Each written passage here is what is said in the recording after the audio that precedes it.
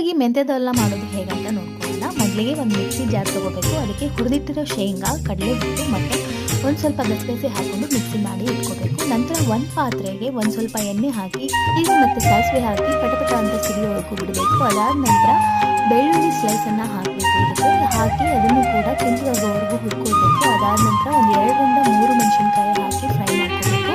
ನಂತರ ಈರುಳ್ಳಿ ಹಾಕಿ ಮತ್ತು ಅದನ್ನು ಫ್ರೈ ಮಾಡಿಕೊಂಡು ಒಂದು ಸ್ವಲ್ಪ ಮತ್ತು ಟೊಮ್ಯಾಟೊ 1ರಿಂದ 2 ಟೊಮ್ಯಾಟೊನ ಯೂಸ್ ಮಾಡ್ಕೋಬೇಕು. ಅದನ್ನು ಕೂಡ ಚೆನ್ನಾಗಿ ಫ್ರೈ ಮಾಡ್ಕೋಬೇಕು. ನಂತರ ಅರಿಶಿನ ಪುಡಿ, ಗರಂ ಮಸಾಲ ಮತ್ತು ಅಚ್ಕಾರದ ಪುಡಿ 1-2 ಮೆಣಸಿನ್ಕಾಯಿನ ಹಾಕಿ ಇದನ್ನು ಫ್ರೈ ಮಾಡ್ಕೋಬೇಕು. ಉಪ್ಪು ಹಾಕಿ ಮಿಕ್ಸ್ ಮಾಡ್ಕೋಬೇಕು. ಅದಾದ ನಂತರ ಮಾಡಿಟ್ಟಿರೋ ಮಿಕ್ಸರ್ನ ಹಾಕಿ ಇದನ್ನು ಮಿಕ್ಸ್ ಮಾಡ್ಕೋಬೇಕು. ಹಾಕಿ ಕುದಿವರೆಗೂ. ಅದಾದ ನಂತರ ಮೆಂತ್ಯ ಕಟ್ ಮಾಡಿ ಹುರಿದಿಟ್ಟಿರೋ ಮೆಂತ್ಯನ ಮಿಕ್ಸ್ ಮಾಡ್ಕೊಳ್ಬೇಕು.